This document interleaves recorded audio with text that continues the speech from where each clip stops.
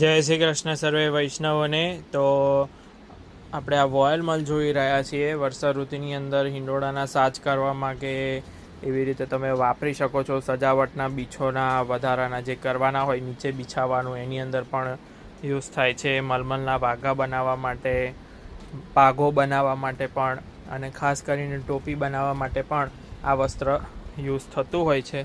તો જોઈ લઈએ. આ મલમલ જ છે, પણ આ થોડું જો આવી રીતે. તો આનો ઉપયોગ તમે સાટીન અને જરીના સાજ કરાવો, એની અંદર પોલિસ્ટરના અસ્તરની જગ્યાએ આ મલમલનું અસ્તર પણ તમે મુકાઈ શકો છો. તો આવી રીતે આપણી પાસે ટોટલ 21 રંગ ઉપલબ્ધ છે.